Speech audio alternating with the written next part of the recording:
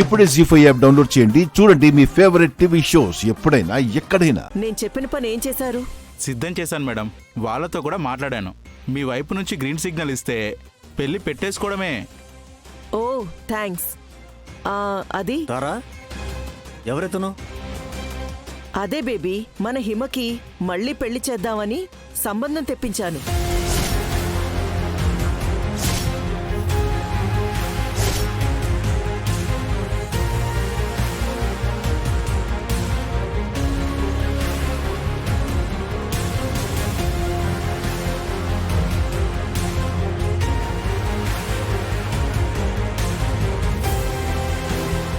ఏం మాట్లాడుతున్నావు తారా? హిమ పుట్టాడు దుఃఖంలో ఉంటే తనని ఓదార్చాల్సింది పోయి ఆ బాధ నుంచి తను ఇంకా తేరుకోకముందే మరో పెళ్ళంటావేంటి? తను ఒపీనియన్ తెలుసుకోవాలి కదా.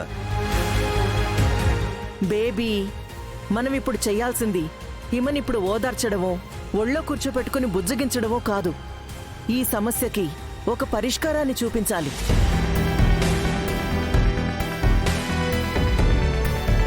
ఈ సమస్యకి ఇదే పరిష్కారం అని నాకు అనిపించింది. అందుకే సంబంధం తీసుకురమ్మన్నాను. మీరు చెప్పింది నిజమే కావచ్చు, కానీ దానికి ఇది టైం కాదు. హిమకి కొంత టైం ఇవ్వాలి. అప్పుడే తన ఈ బాధలోంచి బయటికి వస్తుంది. ఆ తర్వాత ఏం చేయాలనేది తీరిగ్గా కూర్చుని ఆలోచిద్దాం. మీరు వెళ్ళండి. సరే సార్. ఇంకా ఎంత టైం ఇస్తావు రాధా? టైం తీసుకునే కొద్దీ హిమ ఈ బాధలోంచి బయటపడుతుందని మీరనుకుంటున్నారు. సమయం గడిచే కొద్దీ అదే బాధలో కూరుకుపోయి తన జీవితాన్ని నాశనం చేసుకుంటుందేమో అని నేను భయపడుతున్నాను. గాయం చేతికో కాలికో తగిలితే 2 రోజుల్లో మానిపోతుంది.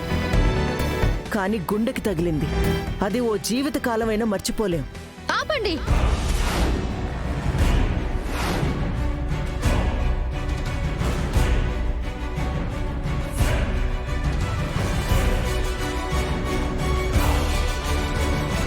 అసలు మీరేం చేస్తున్నారో మీకైనా అర్థం అవుతుందా?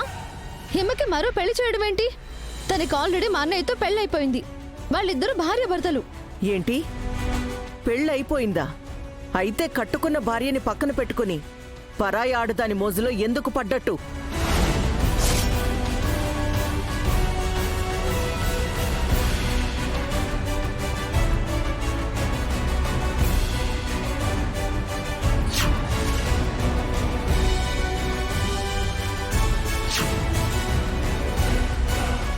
బరి తెగించిన కోడి బజార్లో గుడ్డు పెట్టిందని అలా ఊరి మీద పడి తిరిగే మగాళ్ళని ఏమంటారో తెలుసా?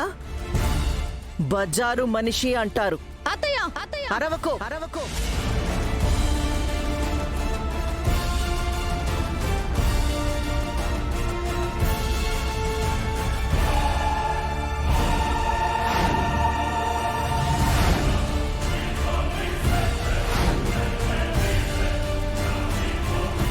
అరవకో.